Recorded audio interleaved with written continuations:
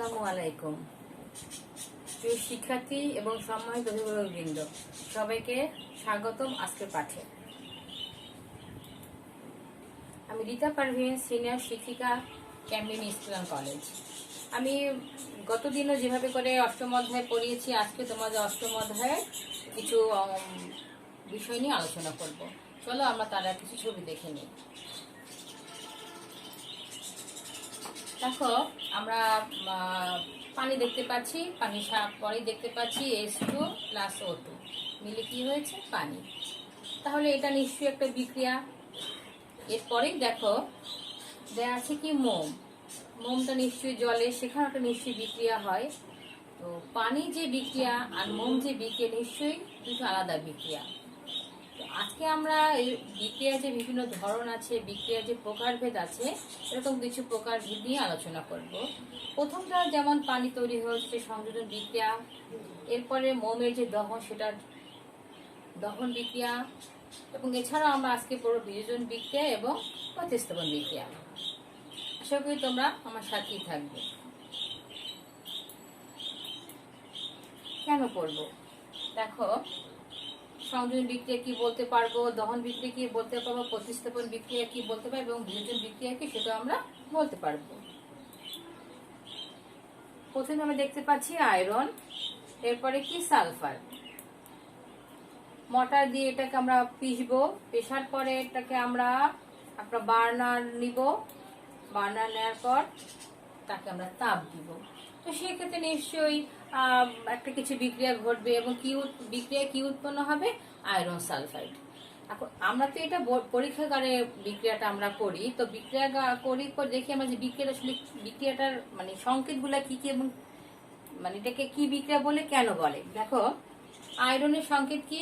Fe, এবং সালফারের সংকেত কি বা প্রতীক কি বলি? সালফার।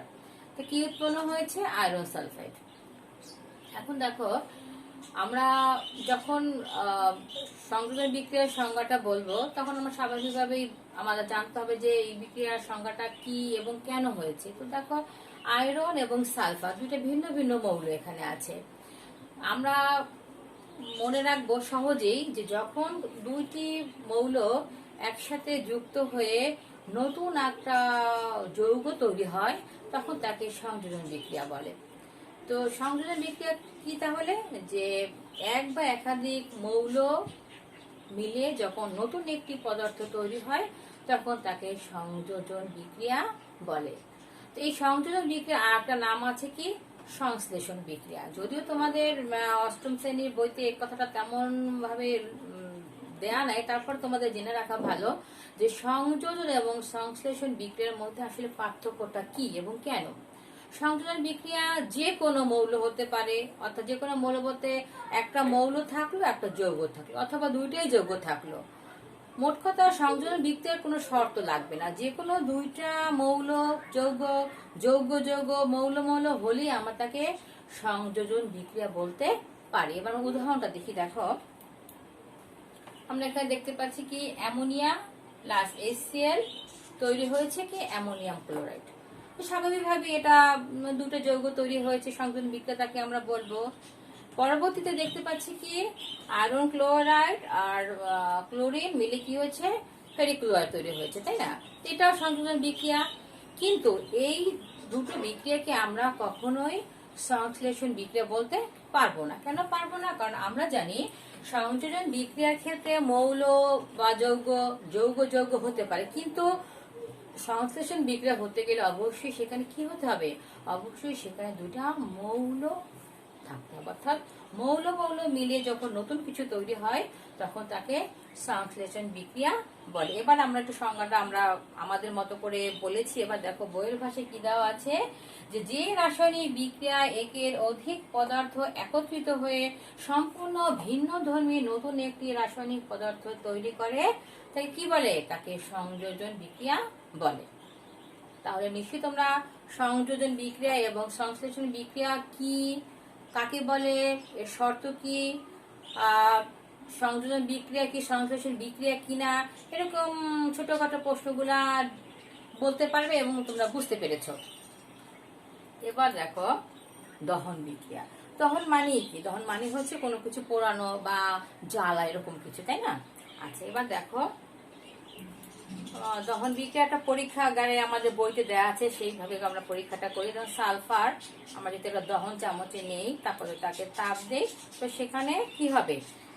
সালফারটা গলে যাবে এবং কিছু তাপ উৎপন্ন হবে।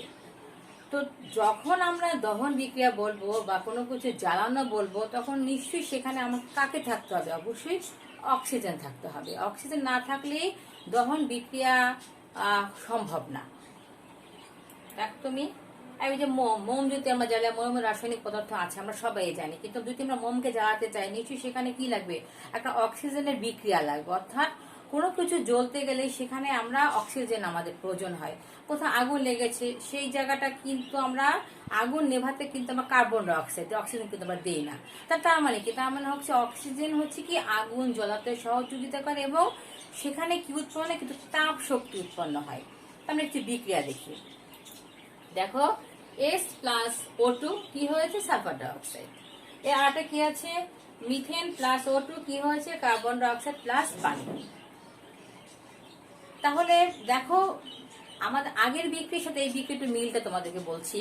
আগের বিক্রিয়ায় কিন্তু অক্সিজেন থাকতেই হবে এরকম কোনো শর্ত ছিল না, কিন্তু দহন বিক্রিয়া কেন্দ্রে কিন্তু আমাদের অবশ্যই কি করতে হবে? অবশ্যই আমাদের এখানে কি দেখতে হবে যে আমাদের অক্সিজেন আছে কিনা। কারণ অক্সিজেন না থাকলে তাপশক্তি উৎপন্ন হবে না, তাপশক্তি উৎপন্ন না হলেও আমরা তাকে দহন বিক্রিয়া বলবো না। তাহলে আমরা দহন বিক্রিয়ার সংজ্ঞাটা দেখি। দেখো, যে রাসায়নিক বিক্রিয়া অক্সিজেনের উপস্থিতিতে কোনো মৌল বা যৌগ পুড়িয়ে উপাদান মৌলের অক্সাইডে পরিণত হয়, তাকে কি বিক্রিয়া বলে? তাকে দহন বিক্রিয়া বলে।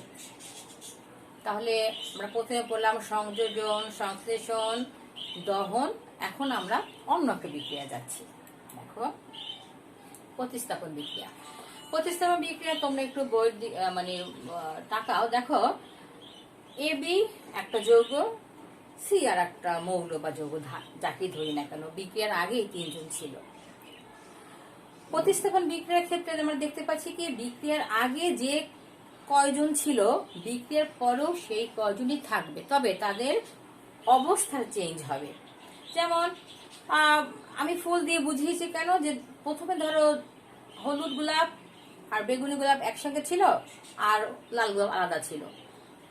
পরবর্তী দেখা গেছে বিক্রিয়ার পরে তারা দুজন লাল আর বেগুনি একসাথে হয়েছে, হলুদটা কি হয়ে গেছে? আলাদা হয়েছে। জাস্ট ফুল দিয়ে তোমাদেরকে বোঝানোর জন্য যে বিক্রিয়ার আগে যে কয়জন থাকবে, বিক্রিয়ার পরও সেই কয়জনই থাকবে। ঘটনাটা কি ঘটবে? একজন আর একজনকে সরিয়ে নিজে সেই স্থান দখল করবে। অর্থাৎ আমরা বিক্রিয়ার মাধ্যমে দেখি। যেমন দেখো, কপার সালফেট প্লাস আয়রন হয়েছে কি ফেরাস সালফেট, আর কি দেখো কপার। কপার সালফেট আয়রন বিক্রিয়া করে কি উৎপন্ন হয়েছে? Iron sulphate. আর কি হয়েছে? কপার। দেখো, আগে কপার সালফেটের জায়গায় এখানে কি হয়েছে? Iron sulphate. আর কপারের জায়গায় আয়রন আসছে, আয়রনের জায়গায় কে আসছে? কপার। শুধুমাত্র এতটুকু কিন্তু চেঞ্জ। পরবর্তী বিক্রিয়াটাই লিখেছি, বিক্রিয়াটা তোমাদের এই বিক্রিয়াটা এখানে লিখে দিয়েছি যে আয়রন প্লাস কপার সালফেট হয়েছে কি আয়রন সালফেট প্লাস কপার। তার মানে যে কোনো বিক্রিয়াই কিন্তু হবে এমন কোনো কথা নাই। যেমন তুমি দেখো, এখানে কপার প্লাস সালফিউরিক অ্যাসিড আছে, ইচ্ছে করলে কি কপার সালফিউরিক হাইড্রোজেনকে সরাতে পারবে? পারবে না। এক্ষেত্রে সরানোর ক্ষেত্রে একটা শর্ত হচ্ছে যে সক্রিয়তা সিরিজে যে প্রথমে থাকবে সে যাকে সরাবে তাকে নিম্ন শক্তি সম্পন্ন হতে হবে। অর্থাৎ সক্রিয়তা সিরিজে যে নিচে থাকবে সেই শুধুমাত্র উপরে যে থাকবে সে সরাতে। অর্থাৎ সহজে বলি, অধিক সক্রিয় মৌল কম সক্রিয় মৌলকে সরাতে পারবে, অর্থাৎ সরিয়ে নিজে সেই স্থান দখল করবে। যেমন যে ক্ষমতাধর, সে ইচ্ছে করলেই যে কম ক্ষমতা তাকে সরিয়ে ফেলতে পারে। একইভাবে দেখো, আয়রন কপারের সাথে সক্রিয় সে উপরে আছে বলে সে কপারকে সরিয়ে দিয়েছে, কিন্তু পরবর্তীতে আমরা দেখলাম যে কপারের চাইতে হাইড্রোজেন কি নিম্ন সক্রিয়, অর্থাৎ সক্রিয় তার স্থান নিচে, সেই জন্য এই বিক্রিয়াটা কিন্তু হবে না। তাহলে আমরা সংজ্ঞায়িত করতে পারি তো যে রাসায়নিক বিক্রিয়া একটি মৌল কোন যৌগ থেকে অপর একটি মৌলকে সরিয়ে নিজে ওই স্থান দখল করে তা কি বিক্রিয়া বলে? তাকে প্রতিস্থাপন বিক্রিয়া বলে। তাহলে আমরা 3টা বিক্রিয়া শিখতে পেরেছি। সংযোজন সংশ্লেষণ তো একই, কাছাকাছি। এরপর দেখো বিযোজন বিক্রিয়া, ওই 3টে বিক্রিয়া যেটা সম্পূর্ণ আলাদা। দেখো এতক্ষণ আমরা দেখেছি যে যুক্ত হয়ে অথবা কাউকে সরিয়ে, কিন্তু এক্ষেত্রে দেখা যাবে যে একটা যৌগ থাকবে, সে একটা যৌগ ভেঙে বিক্রিয়ার পরে একাধিক মৌল বা যৌগ তৈরি হবে। যেমন দেখো বিক্রিয়ার আগে AB আছে, বিক্রিয়ার পরে কি হয়েছে, A আলাদা B আলাদা। যেমন দেখো ক্যালসিয়াম কার্বন, ক্যালসিয়াম কার্বনের কার নাম? চুনাপাথর রাসায়নিক সংকেত। তো যখন আমরা তাকে তাপ দেই তখন সেখানে কি হয়, ক্যালসিয়াম অক্সাইড হয় আর কি হয়, কার্বন ডাই অক্সাইড হয়। একইভাবে দেখো আমি একটু পুতুল দিয়ে বুঝিয়েছি তোমাদেরকে, যে ধরো বিক্রিয়ার আগে অনেকগুলো পুতুল ছিল, অনেকগুলো পুতুল থাকার পর বিক্রিয়ার পরে এই এতগুলো পুতুল একসাথে ছিল, এগুলো এখন কি হয়ে যাচ্ছে, আলাদা আলাদা হয়ে যাচ্ছে। এখন আমরা বিক্রিয়ার মাধ্যমে দেখি, ধরো দেওয়া আছে কপার কার্বনেট, বিক্রিয়া করে কি উৎপন্ন হয়েছে, কপার অক্সাইড আর কার্বন ডাই অক্সাইড। আমরা জানি সবাই কার্বন ডাই অক্সাইড সবসময় বিক্রিয়ার পরে তখন উৎপন্ন হয় যখন বিক্রিয়ার আগে কে থাকে, কার্বনেট যৌগ থাকে। তাহলে আমরা সংজ্ঞায়িত করি, যে রাসায়নিক বিক্রিয়ায় একটি যৌগ ভেঙে একের অধিক নতুন পদার্থ পরিণত হয় তাকে বিযোজন বিক্রিয়া বলে। তাহলে দেখো আগে চেয়ে এই বিক্রিয়াটি একটু আলাদা কেন, কারণ এখানে একটি যৌগ ভেঙে অনেকগুলো নতুন নতুন পদার্থ তৈরি হয়েছে।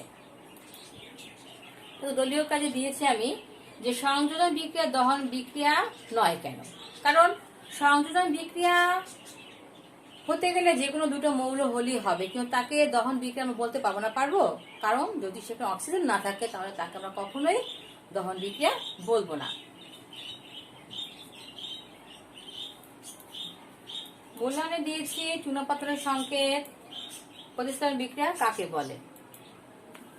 বাড়ির কাছে দিয়েছি মোমের দহন প্রক্রিয়া চিত্র সব বর্ণনা করবে, এবং এটুকু তোমরা নিশ্চয়ই বুঝতে পেরেছো। এবং তোমাদের এই অধ্যায়ে, 8ম অধ্যায়ের যে 4টা বিক্রিয়া পড়ালাম আর একটা বিক্রিয়া এখনো বাকি আছে, এই 4টা বিক্রিয়া তোমাদের পরীক্ষা আসার সম্ভাবনা খুবই বেশি। আশা রাখি তোমরা এগুলো বাড়ির কাজ করে কালকে জমা দিবে এবং আমার সঙ্গেই থাকবে। আল্লাহ হাফেজ।